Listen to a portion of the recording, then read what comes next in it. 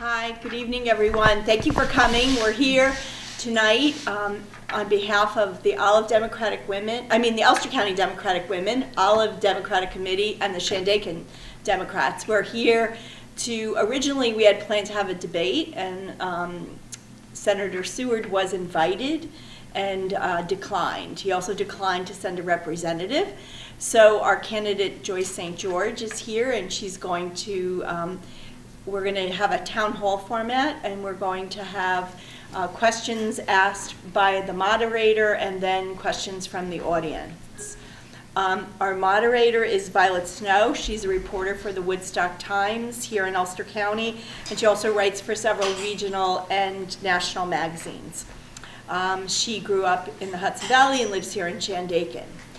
She will introduce Joyce St. George and give you a little background on Joyce, and then Joyce will, she will have some questions for Joyce. Okay, so without further ado, Violet?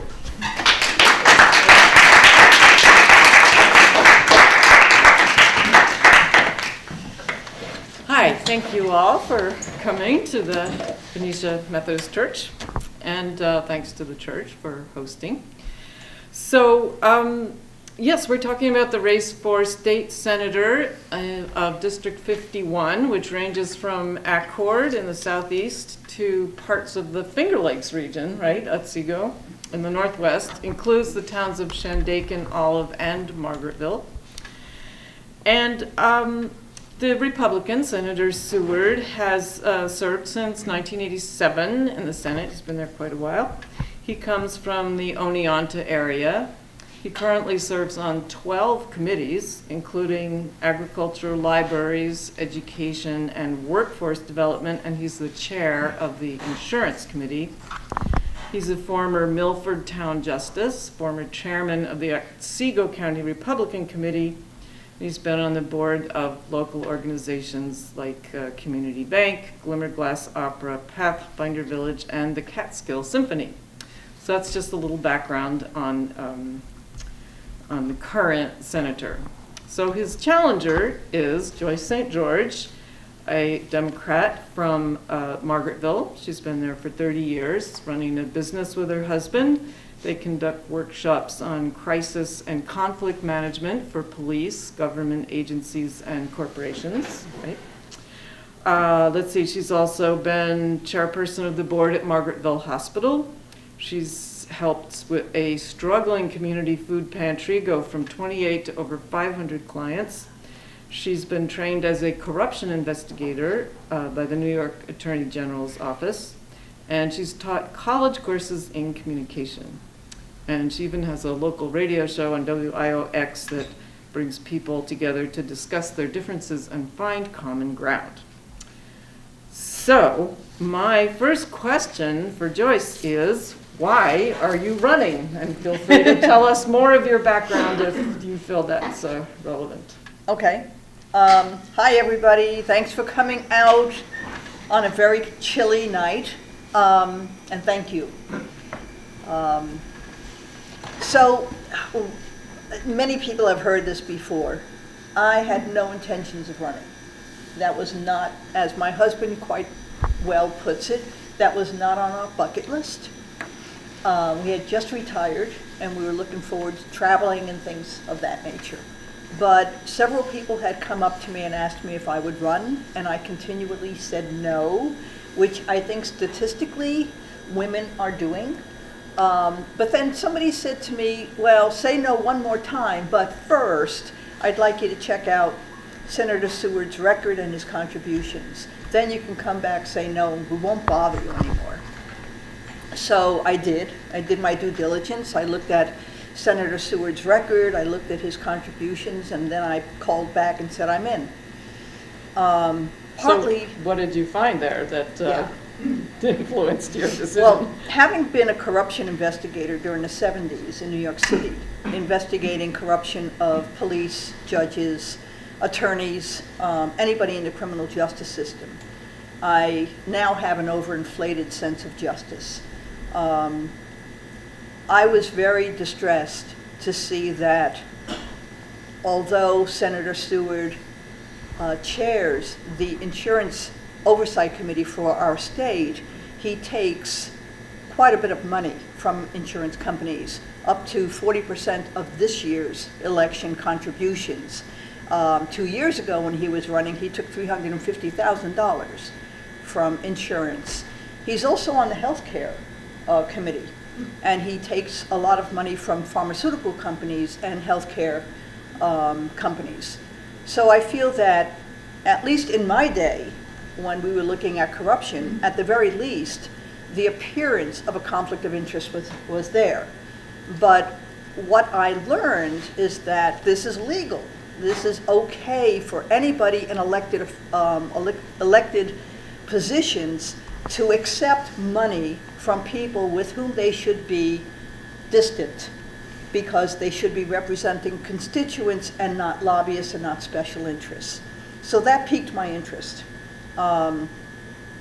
Then I started looking at his record and finding that he voted against the domestic violence gun law. Now, this was a law that said if you have been convicted of domestic violence, you will have your guns taken away from you.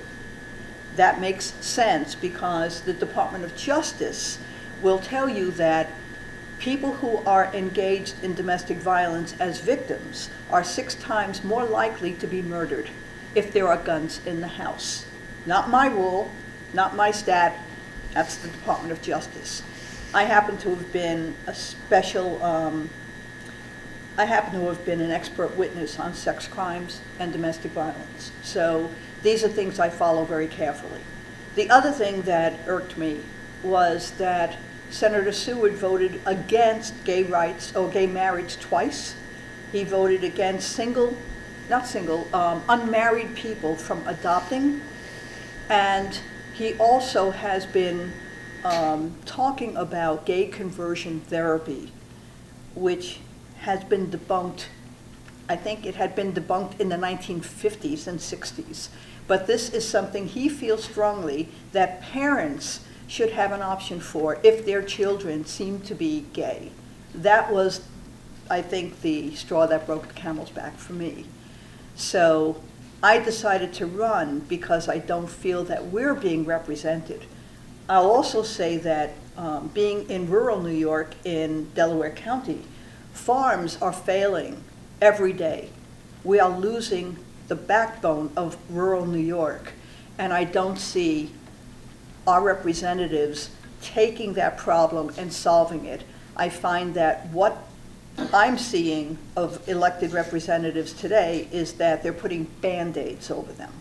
And so I'd like to be somebody who can go there and solve some problems. We have too many issues that are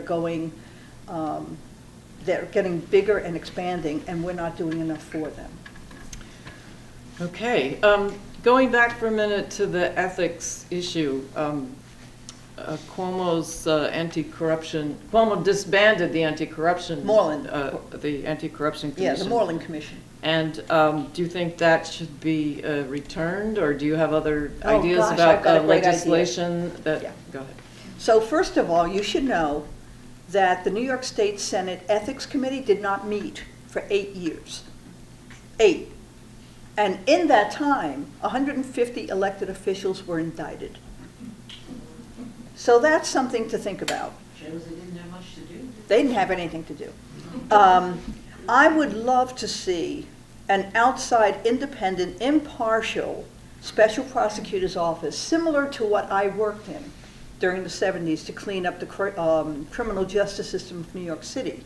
I'd like to see something like that established for all public officials, not just elected, but all public officials. Because one of the things that I see is that people get concerned about corruption and all different types of corruption, whether it's bribery or the legalized stuff that I'm talking about, or the fact that people can double dip and get money from the state without any, with impunity. And I think that what we need to have is not the Moreland Commission. The Moreland Commission was under the governor, which is why he was able to cancel it. The Ethics Committee is under the Senate, which is why it does nothing. So what we need is, if we really want to clean up corruption, We need somebody who's impartial and independent. Maybe it's from a federal end, from the Southern District, or maybe it's somebody else. But we need an independent, impartial agency that will do nothing but make sure that our elected officials and our public officials are doing what they should be doing and not taking things for their own interests. Okay. And also, going back to the agriculture issue, do you have specific strategies for how to help farms in the town, Some. in the district? Some, but I think, part of it is that we have the Farm Bureau.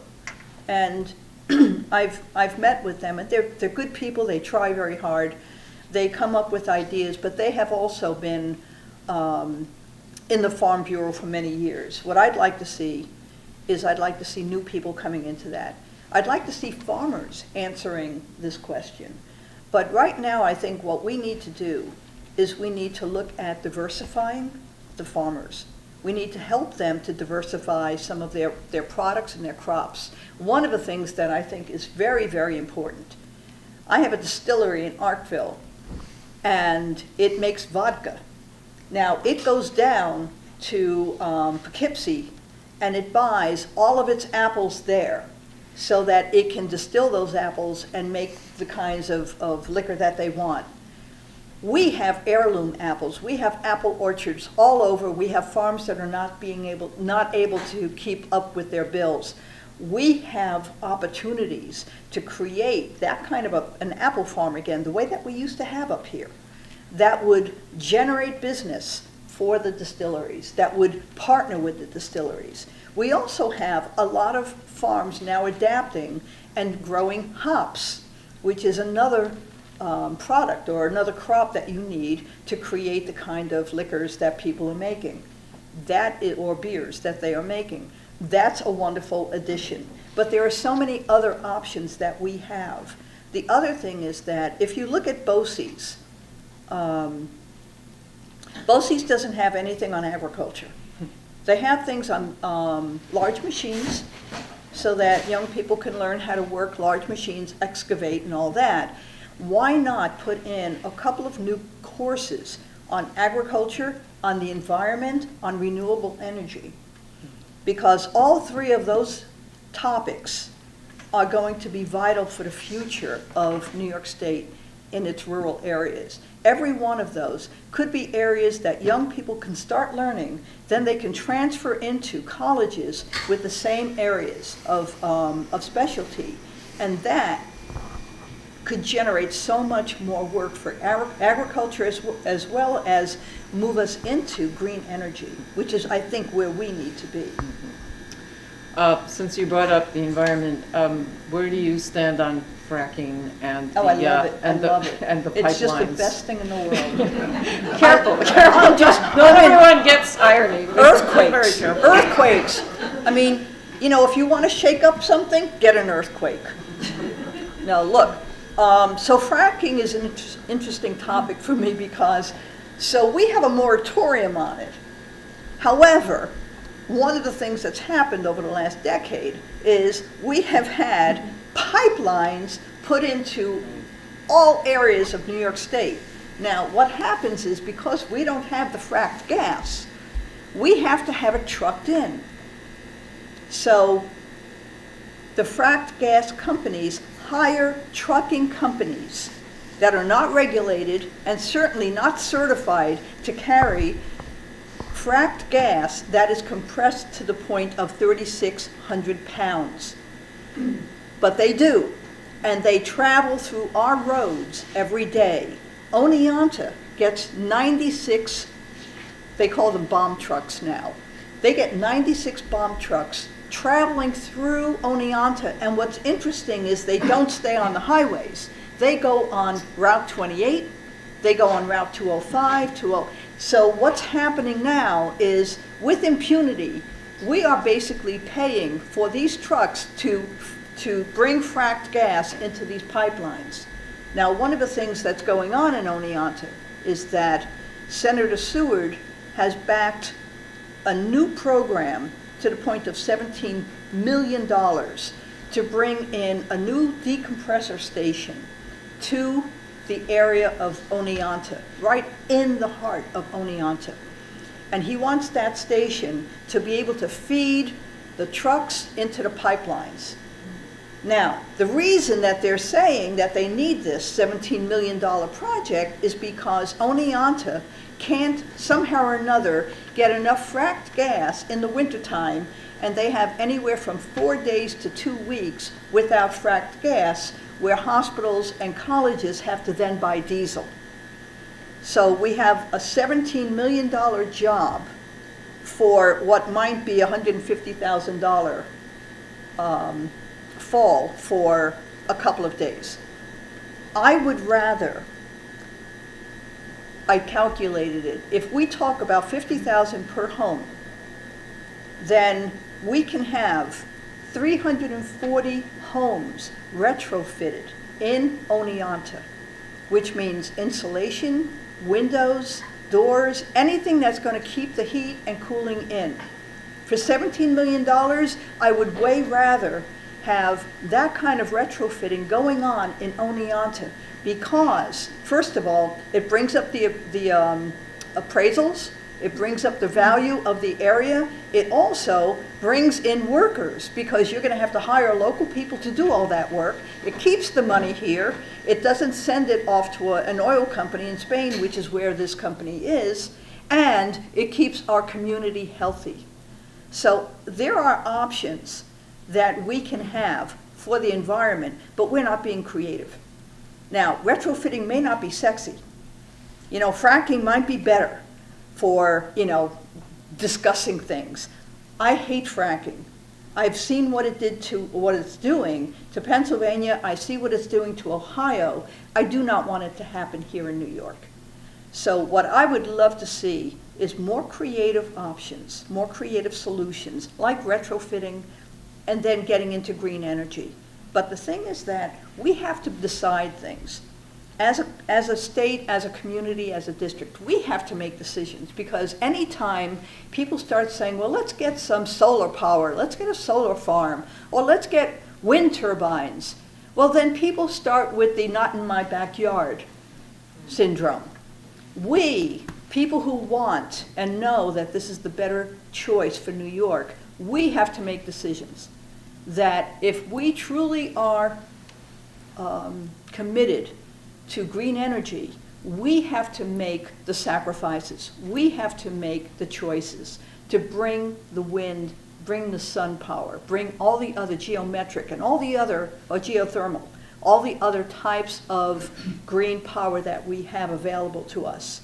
And we have to be able to accept that this is where we have to go.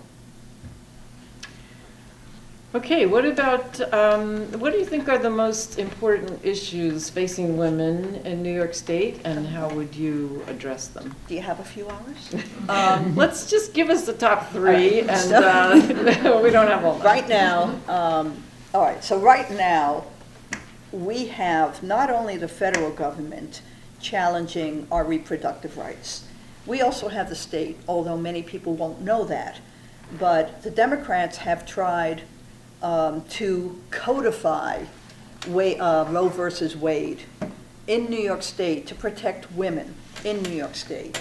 That has been blocked by Republicans, and it's still in, at this point, it's not doing anything.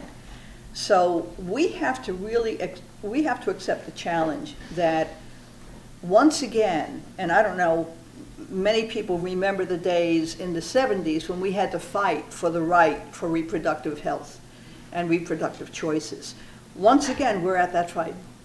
And I don't want to leave it to young people. We've learned a lot, and we need to partner with young people who are going to be challenged by this. We have to be the ones to show them how to do the kind of resistance and the kind of protesting, the kind of challenging, to allow us to have the right to make our own reproductive choices. That's one of the big issues. Wage inequity is going to always be another issue that we're going to have to fight. And it's really interesting for me because I think that part of wage inequity really has to do with the types of jobs that we go to. So for instance, doctors get a certain amount of money and they earn it, but nurses get far less. It's a woman's job. That's how it was considered when it was developed. It was always a woman's job. And I feel that the money attached to that, the wages attached to that, and other healthcare jobs have really been minimal. But I think that they need to be increased. I look at the $15 an hour minimum wage issue that's been coming up.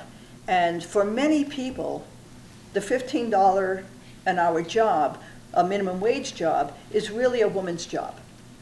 Many of us start off with healthcare as aides, or we start off as home healthcare people, or we start off in retail. And so many of us suffer from low wages because traditionally those are the jobs that we're attracted to. So that's another huge job and or issue. And then there's the opportunities that abound with respect to farming and agriculture in general and other renewables and science and tech. And those jobs very often are being taken by men, and it's harder for women to get in there. It's harder for women to get in there if they're pregnant. It's harder for women to get in there if they have a child or children. There was just, I think a few days ago, there was some sort of a story on how women who are pregnant or with children just cannot follow the same career path as men. And as a result, their career paths are very often cut short, and they have to restart every time they go back into the workplace. So those are the sort of things that we have to look at and deal with. When Frank and I were running our company, we did a lot of work on helping corporations understand the changing workforce that was going on. This was back in 1985, and in 1985, we were talking about more women going into the workplace, more people of color going into the workplace, fewer people with the kind of skills needed for the new technologies going into education. And so we knew that these challenges were coming up, and we talked about them, we taught them, we trained people, we talked to CEOs, and we tried to help them understand that the workforce of today is going to be very, very different from the workforce of tomorrow. I still think that we're looking at today, and we're not looking at 2040, we're not looking at 2030. And so we have to make some changes in career paths so that women can have that same kind of ladder, not the same kind, but their own kind of ladder that will allow them to break through all these different glass ceilings and to succeed, even with children. I never understood that it was okay for men to succeed if they had children, but not women. So I'd like to see that changed. What about healthcare? What do you think needs to be done about healthcare? I mean, a lot is happening at the national level, but the state has power too. And how do you think that should be going? Well, the New York Health Act has been on the books right now for about 11 years. The Assembly has approved it 4 times in a row, the last 4 years. And then it goes to the Senate to die. And it's only by 1 or 2 votes, by the way. We're at a time when we have to, again, make a big decision. Do we continue on the road that we're on now with healthcare, or do we start changing? Now, I just had an interview on this, and one of the big complaints about the New York Health Act that Republicans and opponents of it will talk about is that it's too expensive, it's going to drive taxes way up. If you look at the bill, it's extraordinary. Jeff Gottfried, the assemblyman, has been working on this for 20 years and crunching numbers every year to make sure that it meets standards that will allow us to have health care for every person in New York State without running a bill up. We don't want more taxes. So just think about this. Most of us will pay somewhere between $300 and $500 or more for insurance every month. That does not include your co-pays. It doesn't include your deductibles, your co-insurance, and it certainly doesn't include very often dentistry, vision, hearing, mental health, which are all separate things that we pay out of pocket, which averages out, believe it or not, about $7,000 a year for a family.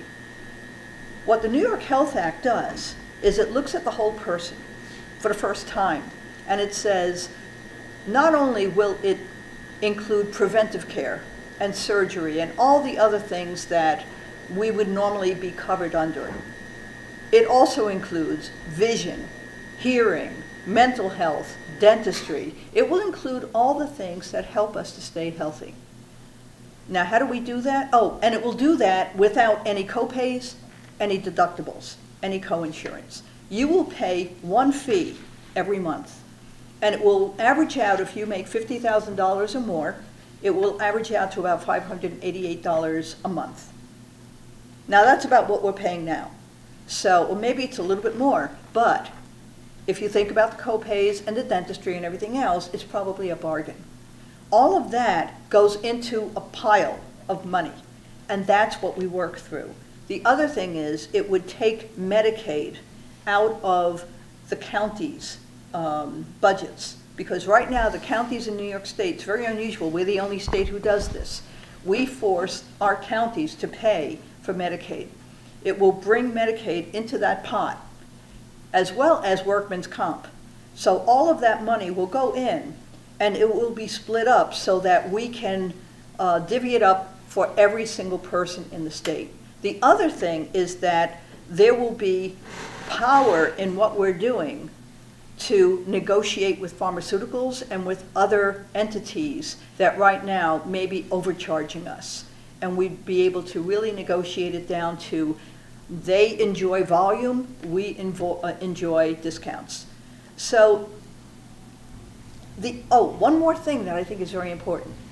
So in most insurances, right now, insurance companies not only charge you for your insurance, but they also tack on administrative costs and a profit, obviously. There'd be no more profit. There'd be some investment, but there'd be no more profit.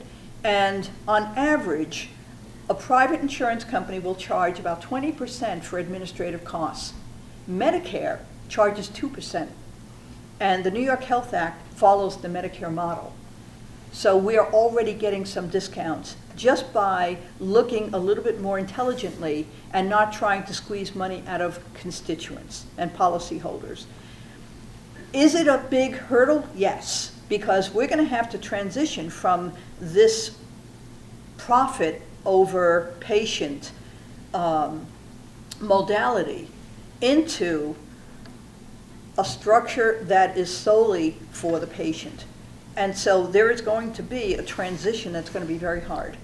But the Rand Corporation did a big study on it, and what they came up with is by 2022, we will still be paying about the same amount of money, just about the same, as we are now. But by 2031, we will be saving a net 2%. So that adds up to about $2,800 a person. So we have to look at healthcare not as something now, but as something that we look at long term. We have to look at everything long term. That's the other thing that bothers me about what's going on in government right now. Everything is about now. No. Let's plan for the future.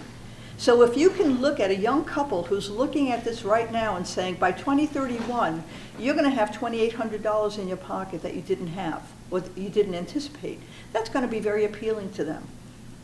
So that's where I am with healthcare, and I think that it's going to be a struggle, it's going to be a fight. Insurance companies are certainly going to fight us, but there is a role for insurance companies. And I think what we have to be able to do is put all the politics aside and sit down and say, how do we create an environment in which every member of every community is going to be healthy? That's it. How do we do that? And then the politics stay out there. That's what we have to get to.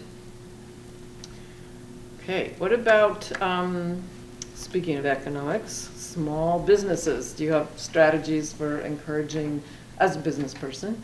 Well, You must have some ideas about how to help small businesses.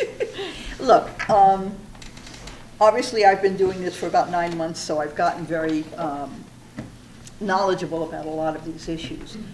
But I'll tell you what's interesting about economic development. You cannot have economic development in rural New York if you do not have broadband. You don't have cell service, you don't have broadband, and our infrastructure is terrible. So if you don't take care of those fundamental foundational issues, you are not going to attract companies who want to come in. The companies that I've seen for the last 10, 15, 20 years, such as ours, we had to get our own everything. We had to get our own broadband, our own cell service, our own, I don't even know what they call them, those routers and all. I mean, I'm not a technical person. I'm just not. But I do know how to work a business, and I know you cannot work a business without those things. I have people coming and stopping at our driveway so that they can talk on their cell phones, because we're the only ones, just about, in our area that has cell service. That's how bad it is. I know somebody in a town not too far from here who runs her own business at her house, has to run down to the library 3 or 4 times a day, and she's not a young woman, but she's somebody who really wants, she's very committed to her business, and she has to run to the library 3 or 4 times a day to get her emails, to get her to do research, and then go back up. So how do we do that? How do we get in the mountains, in the rural areas, more cell service and broadband coverage? Well, there's been a couple of grants that have been provided by the state, and luckily we have some fabulous people in Margaretville Telephone Company. Right, yeah, we're getting that in Western Shandong. Because of, you could thank Glenn Faulkner. Broadband, yeah. We knew Glenn when he was a kid, and Glenn is now running Margaretville Telephone Company, and he's somebody who does look in the future. He's somebody who has vision. And so he has partnered with the phone company here, with Middleburg, with Delhi, and he's starting to partner with other places around there. So everybody around this area could get cell service. But we have to be the leaders. I mean, it's great to have Glenn because he is a leader and he is forward thinking, but the state should have people who are leaders as well, who will go into these areas and say, hey, I've got some money I can put toward broadband. Why don't we form a cooperative? Why don't we start looking at this? People are not doing that. Why? Because we don't have the representation that's encouraging them to. So if you want that, we have to be the leadership. We have to show leadership. The other thing is the infrastructure. We need to get federal money to help us out, because some of the damage that's still around from Hurricane Irene still exists, and we still haven't fixed many of the things. We have bridges that I fear going on. We were lucky to just have a great bridge repaired up here, but there are many, many other things that need to be repaired. So there are partnerships that we can have with the federal government, because there is money there for infrastructure, but we have to get it here. The other thing is that there is a disconnect, I think, between New York City and upstate New York. And I think that disconnect has very often been fed by the elected officials so that we can stay in conflict, basically. New York City doesn't understand that they get their water from us. They don't know. They just know they turn on the faucet and there's water, and it's great. They don't know the work that we do to keep that water pure and to keep that water safe. They don't know. There are foods that we sell every day down in farmers markets that are from our farms, and our farms are going under. They don't understand in the city how desperate our farms are. So there needs to be some education between the two. And there is a lot of conflict over who gets our money. Is it the city or is it up here? And I don't think that you have to have that level of conflict. I think we could share the money. What I'm hearing from our senator is that we don't get very much money because New York City takes it. Well, what are you doing about it? How are you fighting for it? What are you doing to negotiate? How are you helping New York City understand and be educated about the role that rural New York plays for New York City? So in terms of infrastructure, there's got to be some partnering going between New York City and upstate New York that would be a little bit more equitable for all parties involved. Any other, well, we took a little segue there, which was very significant, but do you have any other thoughts about small businesses Small besides businesses. the broadband issue? I think that once you fix that issue, then part of it is that we have to partner with schools and colleges and businesses. So for instance, there is a very tiny town called Oxford in New York State, and they have a very small school, and it's a wonderful school, very progressive. And what they did at the school, the administrators thought, boy, we've got to get the skills to our students that they're going to need to go out and get real careers. So they went out, they went to Cortland, they went to Ithaca, they went to a few different places. And they asked the manufacturing and the data collecting and the other businesses that were there, what do students need today to learn so that they can be very good employees for you? They formed a partnership. The school's high school actually works with these 5 businesses, and they formed a partnership with the college. So the students actually get college credit for working with these businesses. And then the businesses guarantee that these students will have jobs when they get out. That's a beautiful model. And there are models like that, little pockets all around the state. So that's something that we can do. But the other thing I would say is we have one of the most beautiful states in the country. And we have recreation, we have tourism, we have farms. We can actually capitalize on all that in terms of businesses. I know people who are guides, hunting guides, fishing guides. I know people who run equipment centers so that skiers can get their equipment. I know people who have beautiful farms, and what they're doing is they're making B&Bs out of them, and they're inviting people to stay for several days and learn how to farm. What a wonderful idea. And so there are so many opportunities right now that we can start tapping into that will build businesses, but not the kind of businesses that a city wants, but the kind of business that reflects rural New York. And I think that that's an important facet. I don't want a manufacturing plant here because it's too beautiful. And there are so many things that we can do with this beauty that we don't need manufacturing here. What we need to do is tap the beauty and try and get ways in which to fund it. Okay, great. Do people want to ask questions from the audience? Does anyone have a question for Joyce? What role do you see the New York State Senate playing in responding to the effects, the growing effects of climate change? Well, right now, we have what they call toxic algae blooms. Do you know about that? Okay, so these are, for those who don't, these are bacterial algae that develop in our waterways, in our lakes, in our ponds, and I've actually heard people talk about seeing them in our watersheds. And they are toxic. They will kill you, they'll kill your animals, they'll kill fish. And the way that they are developed is that there's a lot of nitrogen going into our waters from farms, there's a lot of phosphorus, and with the warming of our waters from climate change, that's bringing it all out. And it's sort of like the red tide, if you will, from Florida. So we're not putting very much regulation into that right now because we haven't done very much research on it. We are putting some money into it from the state, but not enough. And they're doing it piecemeal. Like right now, they're doing something out in Cayuga to stop some of it there. But I think what we need to do is not, again, these Band-Aids make me crazy. We need to do something comprehensively. We also have invasive species coming in that are killing our trees.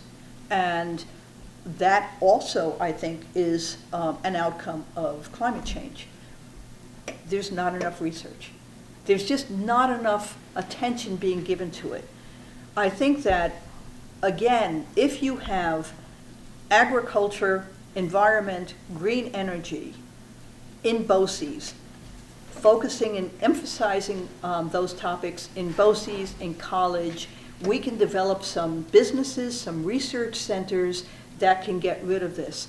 I don't think we're going to get anything in the way of climate change out of the federal government, not with the current administration. So it's really up to us in New York State.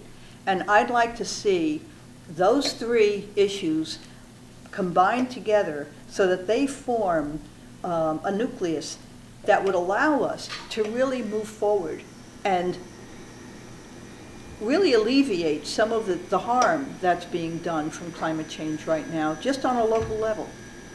And hopefully, we could serve as a model for other states, and we could serve as leaders for other states. So that would be part of what I'd like to do. I'd like to have more money in it. How we get there, I'm not sure. I would love to charge some of the companies that are pouring some of the things into our water. But the other part of it is we have to be careful with farms. Now farms, again, they're going through so much right now. I would not want to punish them because some of their manure and some of their nitrogen and all that is going into the water. What I'd like to do is keep working with some of the solutions that are going on right now to have slurry, I don't even know what you call them, but they're these, Slurry ponds. not slurry ponds, no, but they're huge canisters. I mean, we're talking huge. And that's where manure is poured into. So farmers are now not just doing the slurry ponds anymore, they're pouring them into these big canisters that are the size of houses. And then that turns into fertilizer that can be used. So they're actually using what they are losing as opposed to just letting it go into the waters. So that's a great idea that needs to be continued and expanded on. There's a lot of solutions out there. We're just not using them. Any questions? Yeah. In terms of the New York State Health Act, how are they looking at funding that? Are they looking at it? Was it a tax-based system? I mean, you talked about a per person fee or per family, but I haven't really seen any information about how they're going to structure taxation or, you know, how that would be implemented. Do you know much about that?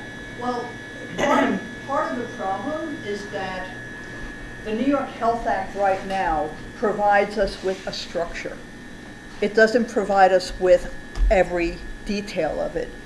And because it's been passed on so many years, even if it did, it would be obsolete. So part of what we have is we have a very sound structure, but we would have to work out all the details.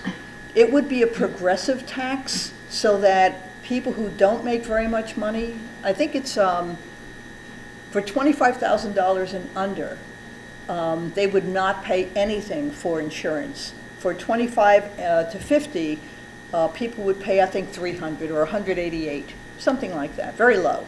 And then it would just progressively get higher. And would the employer be taken out of that? No, the employer is included in that. Oh, okay. And so the employer would pay a certain amount, and the employee would contribute some. It would be 80-20. 80 for the employer, 20 for the, the employee. But in New York State, so many of us are entrepreneurs, small businesses. that don't have a lot of employer-employee relationships. So we would have to pay on our own. And that's where you get, like, if you're making, I guess, $60,000, you'd probably have to pay about $500.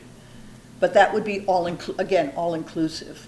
So all of these things are part of the structure, but the actual details of them, no, they're not worked out. That's why you have to have professionals come in and really work out the numbers. And I know that Jeff Gottfried had worked with many, many people, economists, to pull this together.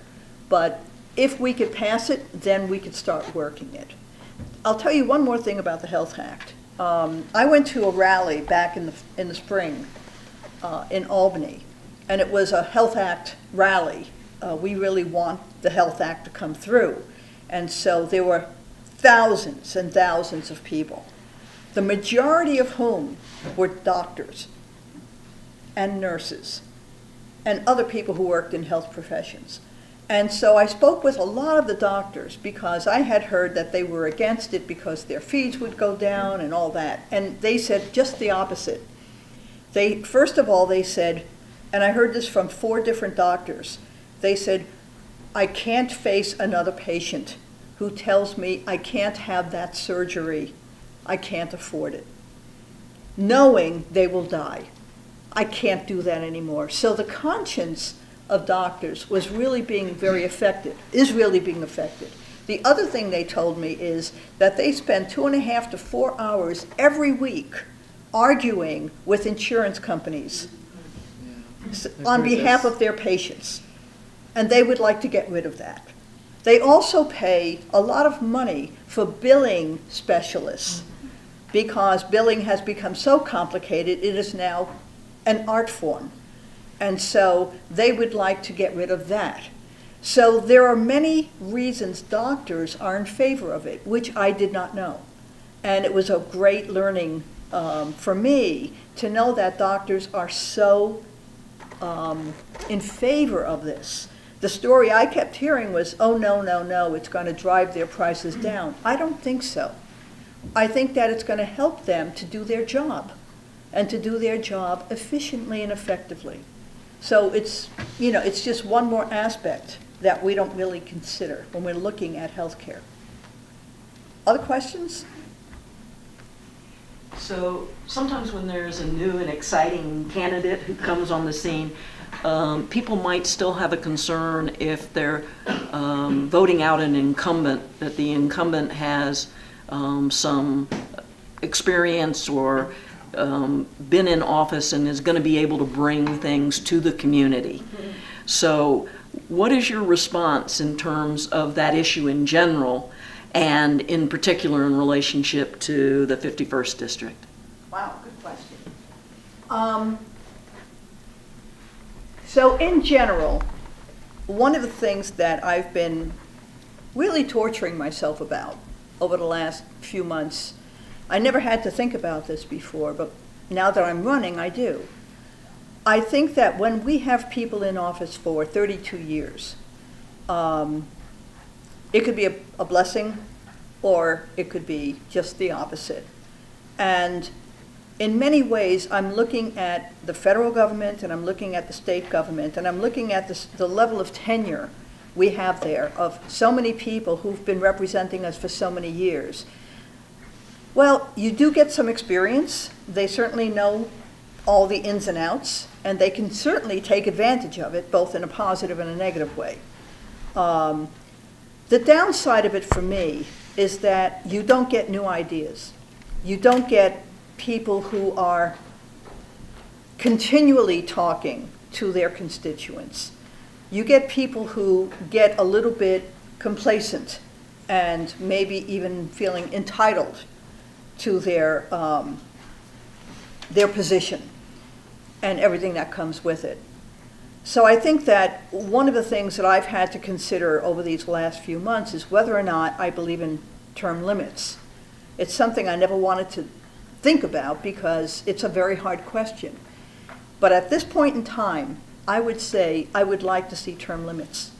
I'd like to see people not run for every 2 years. I think that is one of the things that is breeding corruption. Because you basically get about a year of work out of that elected official, and then the other year they're campaigning. And as they're campaigning, they've got to get a lot of money. And so that every other year means that they've got to start looking toward all the different ways in which, all the different paths of money that come in. And I think it makes it too easy for people to get used to taking corporate money and PACs. I'd like to change that to 4 years with 3 terms, maybe 4, as we were talking before, so that if you have a long-term goal as an elected official, I mean, look at some of the things we're talking about: agricultural change, environmental, renewable energy. These are long-term issues, even healthcare. You want to be there for a certain amount of time to be able to achieve certain goals. But do I want you there for 32 years? No. Do I want to be there for 32 years? Oh, no. I think that what I really would like is to have people who are able to flow in and out of the system so that we constantly are getting new people with new ideas who can contribute new things to the state that we haven't considered before. There's so much going on, there's so much that we're learning, there's so much that's changing. We can't have the same people who created the problems and they're trying to solve them. We can't do it. So specifically with District 51, as I affectionately call Area 51, I think that our specific senator has been with us for 32 years and has done some good things. He's somebody who's very devoted to libraries. So he gives a lot of money to libraries, but he does it at election time. So libraries never know if they're going to get money, and they basically get money at the whim or the political expediency of an elected official. The same thing with firehouses, the same thing with police departments and other entities, nonprofits. I don't think that money should be coming to you because it's an election year. I think that if you're a nonprofit, if you're a library, if you're a fire department, especially a fire department or emergency services, you need to know where your money's coming from. And it should not be, again, at the whim of an elected official. It should be money that is coming to you because you need resources to do your job. And I would hold that for any essential service in the community. Unfortunately, our elected official, our senator, has been doing that kind of band-aiding for many, many years during election time. So we always know when elections are coming because money's being given out. And to be quite honest, I have never seen so much money coming to our area as when I started running. I should have started running years ago. He just gave $265,000 to Fleischmann's to renovate a pool. Wow. To renovate a pool when 3 minutes from Fleischmann's we have a community center with an incredibly stunning pool. But that money could have been going to other things. He has never come to my food bank. He has never talked to me about opioid addiction.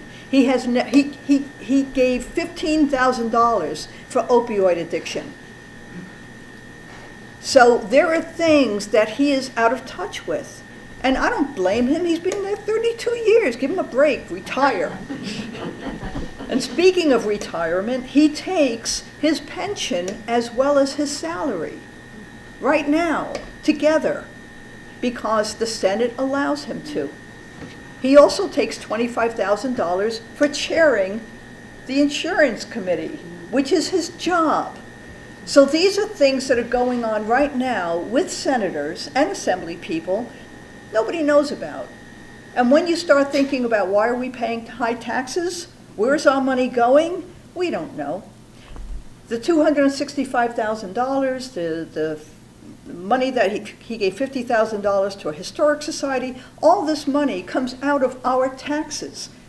But we don't know that this is where the money's going.